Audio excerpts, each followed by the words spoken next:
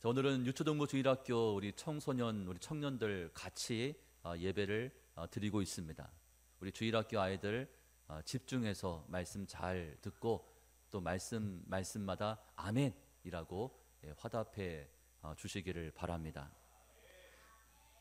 자, 오늘은 요셉의 형통한 삶이라는 그런 제목으로 말씀 은혜를 나누려고 합니다. 요셉의 인생을 요약하면 다음과 같습니다. 요셉은 야곱의 12아들 중 11번째 아들이었습니다. 그의 아버지 야곱에게는 2명의 아내가 있었고 2명의 첩이 있었습니다. 아주 복잡한 집안이었습니다. 그 중에서 야곱이 가장 사랑했던 여인은 요셉의 어머니였던 라헬이었습니다.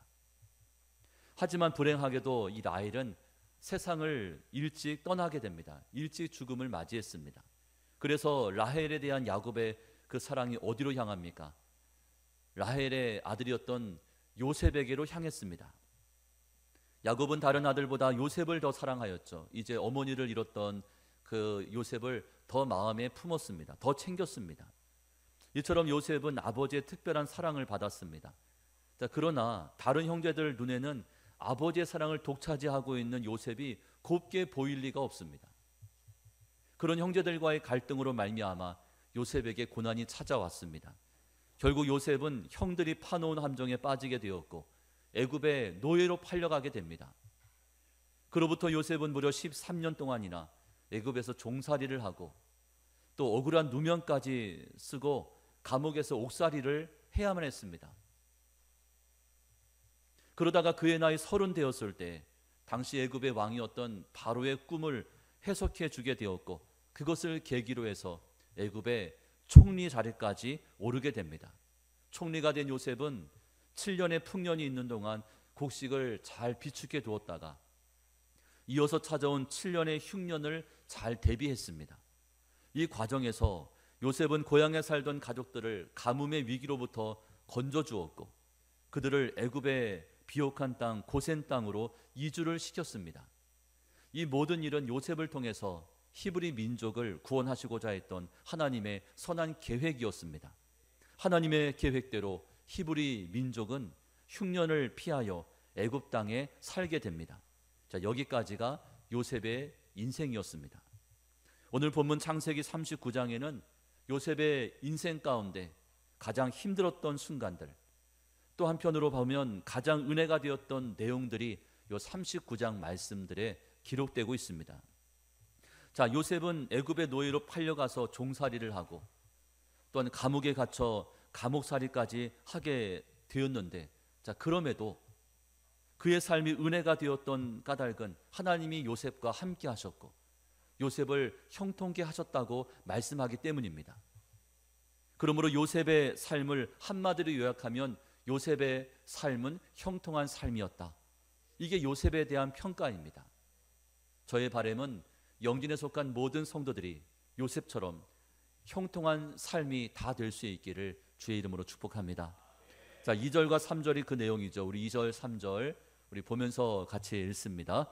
여호와께서 요셉과 함께 하심으로 그가 형통한 자가 되어 그의 주인 애굽 사람의 집에 있으니 그의 주인이 여호와께서 그와 함께 하심을 보며 또 여호와께서 그의 범사에 형통하게 하심을 보았더라. 아멘. 이 2절 말씀 속에 여호와께서 함께 하셨고 또 여호와께서 그를 형통하게 하셨다는 말씀이 반복해서 기록되고 있습니다. 이처럼 하나님은 요셉의 삶을 형통케 하셨습니다. 형통이란 단어를 성공이란 단어로 바꿀 수가 있습니다. 요셉이 형통했다는 말은 요셉의 삶이 성공적인 삶이었다고 그렇게 말할 수 있는 것이죠. 자, 일반적으로 사람들은 우리가 어떻게 할 때 형통하다 또 성공했다 이렇게들 말합니까? 내가 맡은 분야에서 탁월한 업적을 또 좋은 실적을 남겼을 때, 아니면 남들이 부러워할 만한 사회적인 지위와 명예를 얻었을 때, 그때 우리는 그 사람을 가리켜서 형통하다 그리고 성공했다 그렇게 말합니다. 부러워하는 거죠. 그렇다면 여러분의 삶은 어떻습니까? 세상 기준으로 봤을 때 어떻습니까? 형통하십니까? 여러분 성공하셨습니까? 한 명도 대답이 없네. 여러분, 우리 주변에 보면 사회적으로 성공했을지 몰라도 가정적으로 실패한 사람이 너무나 많습니다. 겉으로 볼 때는 부러워 보이는 모습인데 그 속을 들여다보면 그저 가관이 아니죠. 세상적으로 입신양명하여 남들의 부러움을 사지만 정작 그들 가족 간의 관계, 또 주변 사람들과의 관계에서 심각한 갈등을 겪고 있는 분들도 너무나 많습니다. 세상에서 사회적으로 출세하였지만 신앙적으로는 여전히 어린아이 초보 단계를 벗어나지 못하거나 아니면 그가 성공한 그 사실 때문에 오히려 하나님과 관계가 멀어져 버린, 주님의 품을 떠나버린 그런 사람들도 다반사입니다. 여러분, 요셉은 저와 여러분에게 사회적인 성공, 세상적인 출세뿐 아니라 내 자신과의 관계, 또 다른 사람들과의 관계, 그리고 하나님과의 관계에 있어서 형통한 삶의 그 비결이 무엇인가를 가르쳐 주고 있습니다. 저는 이 시간 요셉의 형통한 삶에 대해서 몇 가지 함께 은혜를 나누고자 합니다. 첫째로 요셉은 건강한 자아상을 가지고 있었습니다. 자, 어렸을 때부터 상처가 많은 사람은 건강한 자아상을 가지는 것이 쉽지가 않습니다. 왜냐하면 그 마음속에 쓴뿌리가 남아 있어서, 쓴뿌리가 있기 때문에 건강한 자아상을 갖는 것이 어렵습니다. 자아상이 건강하지 못하면 자존감이 낮아집니다. 자아상이 건강하지 못하면 열등감에 쉽게 빠집니다. 괜히 열등감에 빠져 있는 거예요. 그런데 요셉의 인생을 살펴보면 그렇게도 많은 상처가 있었습니다. 그에게도 많은 상처가 있었죠. 어머니는 일찍 세상을 떠났습니다. 3명의 계모 밑에서 자랐습니다. 이복 형제들과의 갈등이 있었습니다. 결국 그들은 요셉을 노예로 팔아버린 거죠. 그 마음이 화병이 났을 만도 합니다. 그의 환경이 결코 녹록지가 않았습니다. 이처럼 요셉은 상처를 받을 수밖에 없는 그런 열악한 환경에서 자랐지만 그에게는 그 어떠한 열등감이나 어두운 구석을 찾아볼 수 없습니다. 대신 요셉에게는 건강한 자아상이 뿌리를 내리고 있었고 건강한 자아상이 자리를 잡았습니다. 여러분, 건강한 자아상을 갖는 것은 무척이나 중요한 일입니다.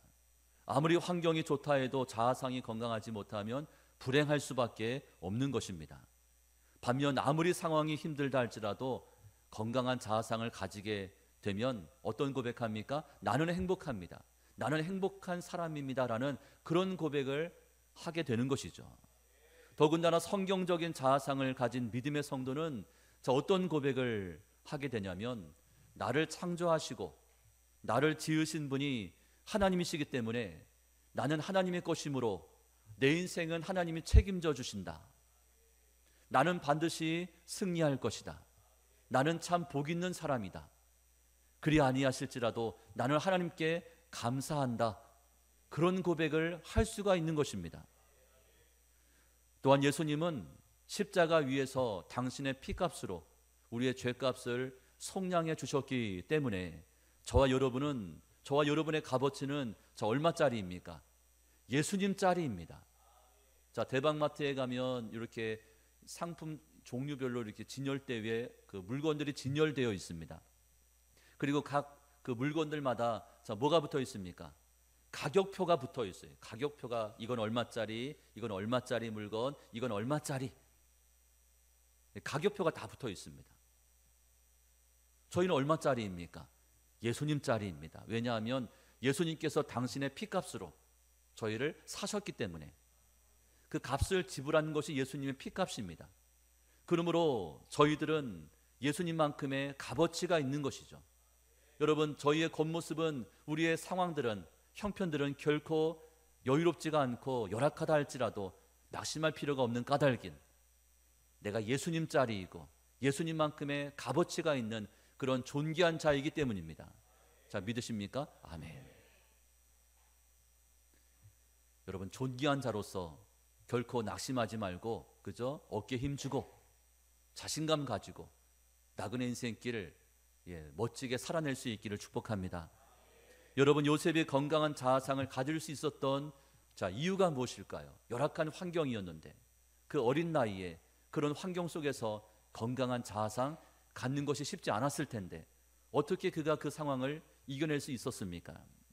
아버지 야곱의 사랑 때문이었죠. 여러분, 이 세상에서 사랑만한 보약이 없습니다. 사랑이 보약입니다. 요셉은 어린 나이에 어머니를 여의었지만 아버지인 야곱의 특별한 사랑 때문에 건강한 자아상을 가질 수 있었습니다. 사랑받고 자란 아들이었습니다. 그러므로 여러분의 자녀들을 사랑으로 대하시고 그리고 되도록 사랑한다는 말을 자주 들려주셔야 합니다. 그죠? 아무개야 사랑한다. 아무개야 사랑한다. 쥐담아 사랑한다. 예. 예. 아무리 반응이 저렇게 나온다 할지라도 여러분, 낙심하지 말고 끝까지 사랑한다 이야기해야 됩니다. 그죠? 사랑한다. 고은아 사랑한다. 여러분, 영진의 우리 주일학교 아이들을 사랑한다고 자꾸 이야기해 주십시오. 그죠? 사랑한다 얘들아, 사랑한다, 축복한다 얘들아. 어느 교회에서 이제 특별 새벽 기도회 때 이제 부서별로 나와서 특송을 했답니다. 그러니까 중고등부 학생들이 나와서 특송을 했는데 이 아이들이 현수막을 하나 만들어 왔다는 거예요. 특송할 때 뒤에 딱 현수막을 딱 들었대요. 현수막 내용이 뭐냐면 미래의 장로, 미래의 권사 일동. 현수막 내용이 그랬다는 거예요. 할렐루야. 여러분, 주일학교 아이들, 우리 중고등부 학생들, 청년들이 앞으로 10년, 20년, 30년 뒤에 영진교회의 신실한 장로가 되어 있을 것이고, 그죠? 기도 많이 하는 권사가 되어 있을 것입니다. 믿으십니까? 아멘. 우리의 미래라는 거예요, 미래. 그러므로 여러분 볼 때마다 사랑한다, 축복한다, 이렇게 늘 여러분 이야기해 주시고 그렇게 기도해 줄 수 있기를 소망합니다. 여러분, 요셉은 아버지 야곱의 사랑을 받으며 컸습니다. 그러므로 우리에게 진정 필요한 만병통치약은 바로 사랑입니다. 가정에서도 사랑이 필요하죠. 우리 교회에서도 사랑이 필요하고 이 사회에도 사랑이 필요합니다.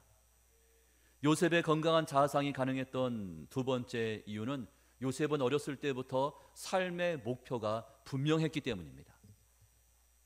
요셉에겐 하나님이 보여주신 꿈이 있었고 비전이 있었습니다. 이것이 그의 삶의 목표가 되었습니다. 여러분, 주일학교 우리 귀한 아이들이 어렸을 때부터 하나님이 허락하시는 꿈과 비전 가지고 자라갈 수 있게끔 여러분 기도해 주시기를 바랍니다. 앞으로 커서 이제 대통령이 되고 싶어요. 사업가가 되고 싶어요. 선생님이 되고 싶어요. 그러니까 부모가 바라는 그런 걸 자꾸 강요하지 마시고, 너는 앞으로 의사가 돼야 돼, 너는 판검사가 돼야 돼, 자꾸 여러분이 바라는 걸 주입하지 마시고 하나님께서 우리 아이들에게 예비해 두신 그 꿈과 비전을 여러분이 기도하면서 같이 찾아내는 거예요. 같이 발견하는 거죠. 그리고 그 꿈을 향해서 한 걸음 한 걸음 나아가는 것입니다. 여러분, 이솝 우화 중에 토끼와 거북이 이야기를 여러분 아십니까? 우리 주일학교 아이들은 토끼와 거북이 이야기 알고 있니? 예. 그 이야기에 보면 토끼와 거북이가 시합을 합니다. 어떤 시합을 했습니까? 달리기 시합을 해서. 어떻게 알았어 그 어려운 문제를? 달리기 시합을 했습니다. 달리기 시합을. 토끼는 경주 시작하기 전부터 또 경주 내내 또 경주가 마치는 그때까지 누구를 바라봅니까? 거북이를 바라보는 거예요. 거북이가 어디쯤 오나? 이 거북이가 어디쯤 왔을까? 그의 시선은 꼬린 지점이 아니라 거북이를 향해 있었습니다. 거북이를.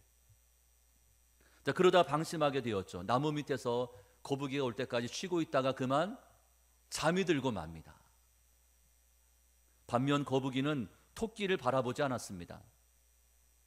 거북이는 저기 꼬린 지점을 바라보면서 그저 어차피 느긋느긋하게 가야 되니까 빨리 갈 수도 없습니다. 한 걸음 한 걸음 이렇게 목표 지점을 향해서 그렇게 걸어갔습니다. 느림보 거북이가 여러분 토끼와의 달리기 경주에서 승리하였죠. 여러분, 저희는 이 이야기를 통해서 중요한 교훈을 얻을 수가 있습니다. 무엇을 바라보느냐가 중요하다는 거죠. 여러분, 꿈과 비전이 있어야 됩니다. 삶의 목표가 분명해야 합니다. 그러면 환경적인 어려움이 찾아온다 해도 그것들 바라볼 겨를이 없어요. 그죠? 꿈과 비전을 바라보면서 달려가고 있기 때문입니다. 여러분, 요셉은 자신에게 주어진 환경적인 어려움을 바라보지 않았습니다. 자신을 종으로 팔아버린 형들을 원망과 분노의 눈으로 쳐다보지 않았습니다. 그럴 겨를이 없습니다. 요셉은 하나님께서 보여주셨던 꿈과 비전, 그리고 삶의 목표, 사명을 향하여 달려갔습니다. 자, 저희는 연약하기 때문에 자칫 잘못하면 환경을 바라보고 사람을 바라보면서 시험을 받을 때가 많습니다. 흔들릴 수밖에 없죠. 하지만 저희는 우리 앞에 어떤 장애물이 놓였다 할지라도 삶의 목표를 분명히 하여 더 이상 그것들이 문제가 되지 않도록 해야 합니다. 바라기는 요셉처럼 건강한 자아상이 회복되어서 하나님이 허락하시는 그 형통한 삶을 나의 삶으로 넉넉히 감당해 갈 수 있기를 주의 이름으로 축복합니다. 두 번째, 요셉은 믿음의 눈으로 사람들을 바라보았습니다. 자, 요셉의 건강한 자아상은 형들과의 관계 속에서 그 진가가 드러납니다. 형들은 요셉을 상인들에게 팔아버렸습니다. 인간적으로 생각하면 너무나 억울한 일이죠. 열불이 납니다. 한이 맺히는 거예요. 어떻게 형들이 이 동생을 팔아버릴 수가 있을까? 이건 말이 안 되는 거죠. 자, 그런데 세월이 흘러 요셉과 형들의 형편이 역전이 됩니다. 요셉은 애굽의 총리가 되었고 형들은 요셉에게 양식을 구걸하는 입장이 되었습니다. 그저 요셉 앞에 납작 엎드려 있는 거예요.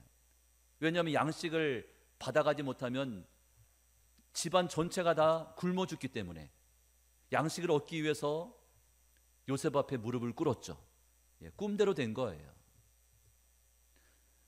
요셉 입장에서는 원수 갚을 기회가 찾아왔습니다. 이 원수 같은 형들이 딱 이렇게 지금 머리를 숙이고 있는 거예요. 야, 드디어 이제 기회가 왔구나. 그동안 칼을 갈았었는데 언젠간 분명히 원수 갚을 기회가 올 거라고 생각하면서 칼을 갈았을 텐데 그 기회가 찾아오는 거예요. 자, 그러나 요셉은 원수를 갚지 않습니다. 왜냐하면 그의 형들은 요셉에게 원수가 아니었기 때문입니다. 우리가 볼 때는 원수인 것이 분명한데 근데 요셉 입장에서는 형들이 원수가 아니었어요. 자, 이 같은 사실을 어떻게 확인할 수 있습니까? 창세기 45장 5절로 8절까지 말씀에 요셉이 형들에게 하는 이야기를 들어보면 그 요셉이 어떤 상태인가를 알 수가 있죠. 자, 이 말씀을 교독해서 한번 읽어볼게요. 제가 먼저 5절 말씀을 읽겠습니다. 당신들이 나를 이곳에 팔았다고 해서 근심하지 마소서, 한탄하지 마소서. 하나님이 생명을 구원하시려고 나를 당신들보다 먼저 보내셨나이다.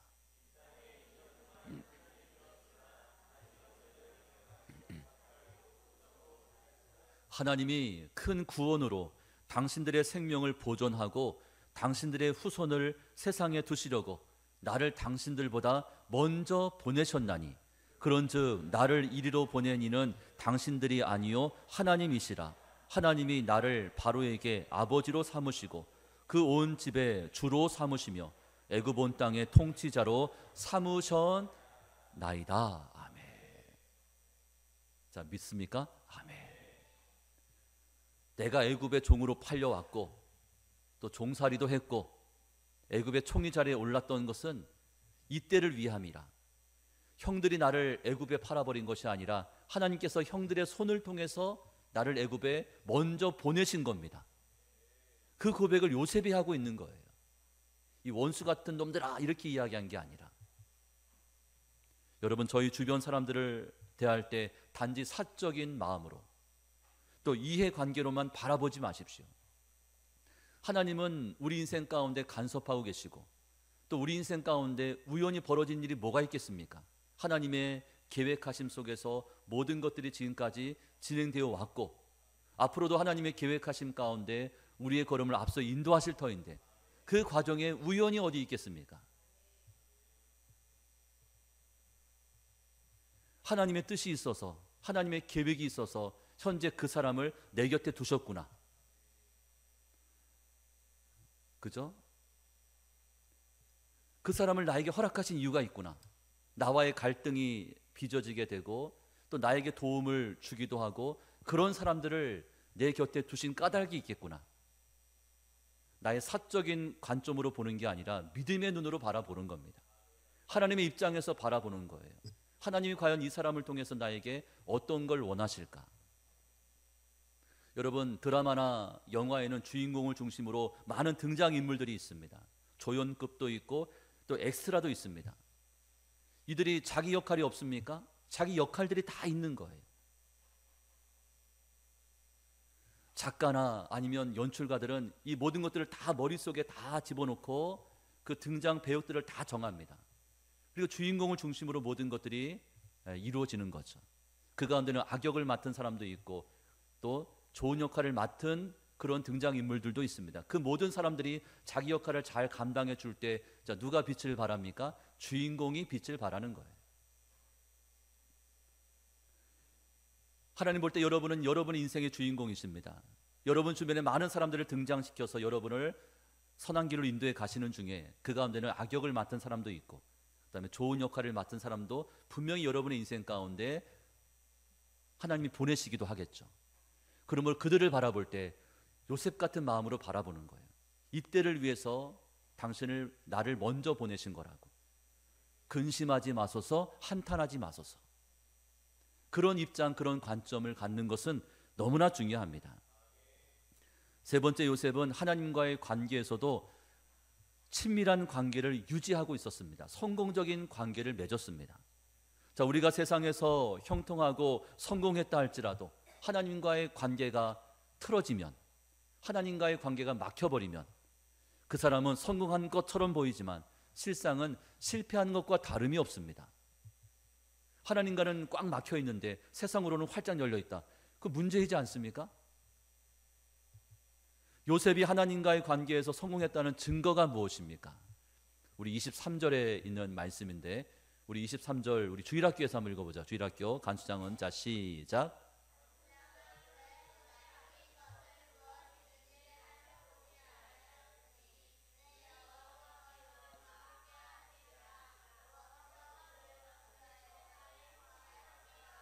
아멘. 여러분, 하나님은 요셉과 함께 하셨고 이에 대한 증거로 그의 삶을 형통케 하셨습니다. 이보다 더 확실한 증거가 어디 있습니까? 하나님이 나와 함께 하시고 내 삶을 형통케 하셨다는 거죠. 하나님은 요셉과 동행하셨습니다. 그것이 형통함의 증거입니다. 비록 환경은 어렵다 할지라도 다윗이 고백했던 것처럼 사망의 음침한 골짜기를 걸어가는 그런 환경이었지만 다윗은 무엇이라 했습니까? 주께서 나와 함께 하심이라. 주님의 지팡이와 막대기가 나를 지키나이다. 그러므로 다윗의 삶 또한 형통한 삶이었음을 알 수가 있습니다. 자, 그러나 무엇이 문제입니까? 내 편에서 하나님과 함께하는 것을 불편해합니다. 하나님이 함께하는 것을 불편해해요. 내 편에서 하나님과 동행하는 그 삶을 부담스러워합니다. 부담스럽습니다. 하나님 제발 좀 저를 가만히 내버려 두십시오. 불편합니다. 하나님 혼자 있고 싶습니다. 내 마음껏 한번 살고 싶습니다. 그것이 문제입니다. 여러분의 삶은 어떻습니까? 하나님과 함께하고 하나님과 동행하는 그 삶이 기쁨입니까? 아니면 불편합니까? 할렐루야. 그냥 주일날 딱 하루 와서 그냥 예배 드릴 때는 나와 함께 하시고, 그죠? 또 내가 인생에 어려움 겪을 때 그때 나와 함께 하셔서 응답해 주시고 축복해 주시고, 그때만 하나님 나와 함께 하시고 나머지는 그냥 프리하게 내버려 두십시오. 혹시 그런 마음은 아닙니까? 매일 함께 하는 건 좀 거시기 합니다. 하나님 매일은 좀 부담될 것 같습니다. 혹시 그런 마음은 아니십니까? 요셉은 하나님과 동행하는 것을 기쁨으로 여겼습니다. 그것이 그의 행복이었습니다. 먼저 요셉은 범사의 하나님을 하나님으로 인정했습니다. 자, 하루는 보디발 장군의 아내가 요셉을 유혹합니다. 성경 말씀에 보면 요셉이 아주 준수하게 잘생긴 청년이었다고 했습니다. 마침 집에는 두 사람밖에 없었습니다. 아무도 보는 사람이 없었어요. 딱 두 사람만 집안에 남아 있었습니다.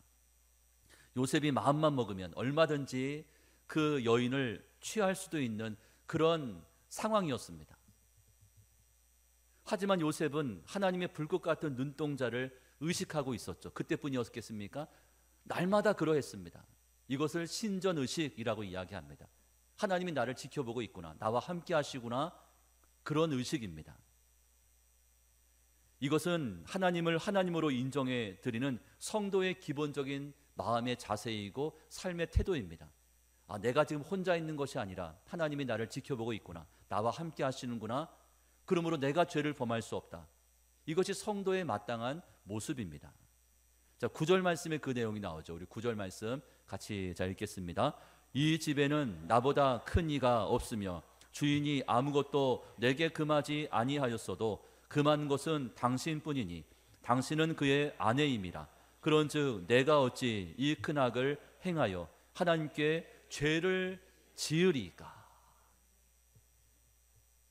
여러분, 아무도 보는 사람이 없어도 누구는 좀 보고 있다는 겁니까? 하나님은 보고 계시다는 거예요. 그리고 요셉은 범사에 하나님께 기도하던 사람이었습니다. 당연하지 않겠습니까? 하나님과 동행하고 하나님과 함께하는 늘 신전의식을 가지고 있던 그 요셉은 당연히 기도하던 사람이었죠. 힘들수록 기도했을 것입니다. 요셉은 기도를 통해서 하나님과의 친밀한 관계를 성공적으로 유지할 수 있었습니다. 여러분, 10년 전, 20년 전에는 여러분 성령 충만해서 그저 주님의 일들을 아주 기쁨으로 감당했지만 시간이 흘러가면서 어떻습니까? 기도하지 않게 되고 또 기도를 못하게 되면서부터 그런 성령 충만은 사라져버리고 우리의 심령 가운데 원망과 불평이 남아있지는 않습니까?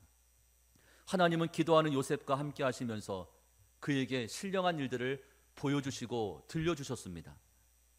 애굽의 전문가들이 바로 왕의 꿈을 해석하지 못하고 있을 때 그때 하나님은 요셉을 통해서 그 비밀을 말씀해 주셨고 또한 그 꿈을 해몽해 주셨습니다. 이것은 요셉이 기도하는 사람이었기 때문에 가능한 일이었죠. 기도할 때 그것을 알려주셨다는 것입니다. 요셉의 별명이 무엇입니까? 꿈꾸는 자. 이게 요셉의 별명입니다. 요셉은 꿈꾸는 자였습니다. 늘 꿈을 꾸었고 늘 기도하던 사람이었습니다. 아시는 것처럼 요셉은 꿈에 대해서 전문가였죠. 어렸을 때부터 꿈을 꿨기 때문에 아마 인생의 고비고비 때마다 하나님은 요셉에게 꿈을 꾸게 하셨을 거라고 생각이 됩니다. 예레미야 33장 3절은 이렇게 기록하고 있습니다. 너는 내게 부르짖으라. 내가 내게 응답하겠고 내가 알지 못하는 크고 은밀한 일을 내게 보이리라. 자, 어떻게 할 때요? 부르짖어 기도할 때. 기도하는 사람들에게 인간적인 생각과 관점으로는 알 수 없는 크고 비밀한 일들을 보여주시고 알려주시겠다고 말씀하고 있는 것입니다. 그러므로 기도는 하나님과 교제하며 대화하는 시간이고, 여러분, 기도는 하나님과 나 사이를 이어주는 영적인 파이프와 같습니다. 파이프가 딱 연결이 되어 있는 거예요. 그죠? 끊을래야 끊을 수 없는 거죠. 기도는 영적인 파이프와 같다. 바라기는 막힘이 없는 기도의 파이프를 통해서 여러분과 하나님과의 관계가 한층 더 깊어지고 또 한층 더 친밀한 관계, 온전한 관계로 발전해 갈 수 있기를 주님의 이름으로 축복합니다. 이제 말씀을 맺습니다. 여러분, 요셉의 형통한 삶은 하나님과의 성공적인 관계에서부터 출발합니다. 하나님과의 관계가 뒤틀려져 있는데 어떻게 형통한 삶을 살아갈 수 있겠습니까? 그러므로 여러분들은 늘 기도할 때마다 하나님과의 관계가 어떠한가를 점검해야 합니다. 그죠? 여러분과 하나님과 사이에 그 관계가 어떠한지, 이 관계는 너무나 중요한 것이죠. 자, 이것을 가리켜서 성공적인 예배의 삶이라고 말씀드릴 수가 있습니다. 하나님과의 관계가 제대로 되어 있는지, 자, 무엇을 보면 알 수가 있습니까? 예배의 모습을 보면 알 수가 있습니다. 여러분의 예배의 모습은 어떻습니까? 오늘 주일학교 아이들이 졸든지 조용하든지 둘 중에 하나 그죠? 여러분의 예배 점수는 몇 점입니까? 몇 점짜리 예배를 하나님 앞에 드리고 계십니까? 이 5가지 질문을 던져보면 알 수가 있어요. 이 5가지 질문 앞에 여러분들이 어떻게 대답하는지 보면 알 수가 있는 거죠. 여러분, 5가지 질문이니까 100점 만점으로 하면 한 문제당 20점이 됩니다. 한번 속으로 한번 점수를 매겨 보십시오. 자, 첫 번째 질문은 여러분은 예배를 보고 있습니까? 아니면 예배를 드리고 있습니까? 많은 분들이 예배를 보다 갑니다. 그러니까 구경하다 가는 거죠. 어떻게 예배를 드리나, 뭐라 말씀하시나, 예배를 보다 가시는 분들이 많습니다. 구경꾼처럼. 그러나 저희는 예배를 봐서는 안 되고 예배를 드리셔야 합니다. 내가 예배를 드리는 거죠. 내가 거룩한 산 제물이 되어서 하나님 앞에 예배자로 서야 합니다. 예배를 보지 마시고 예배를 드리셔야 합니다. 두 번째는 여러분은 찬양을 듣고 있습니까? 아니면 부르고 있습니까? 여러분 주일날 예배 시간에 찬양을 부르는데 찬양을 부르지 않고 입을 다물고 계신 분들이 계셔요. 자, 주일날 예배 드리면서 찬양을 안 부르고 입을 다물고 있는데 여러분 평소의 삶 가운데 찬양을 부르겠습니까? 천만의 말씀이죠. 찬양이 없는 거예요. 찬양을 부르지 않는다는 까닭은 하나님과의 관계가 막혀 있다는 것이죠. 여러분 찬양 시간은 찬양을 불러야 합니다. 찬양을 부르다 보면 막혀 있는 마음의 문도 열리게 되는 것이죠. 세 번째, 여러분은 기도 시간에 침묵하십니까? 아니면 소리내서 기도하십니까? 여러분 저희 교회는 이제 예배가 시작하면서 오늘 주실 은혜를 기억하면서 통성으로 기도하고, 그 다음에 말씀을 마치면 주신 말씀 가지고 통성으로 기도하죠.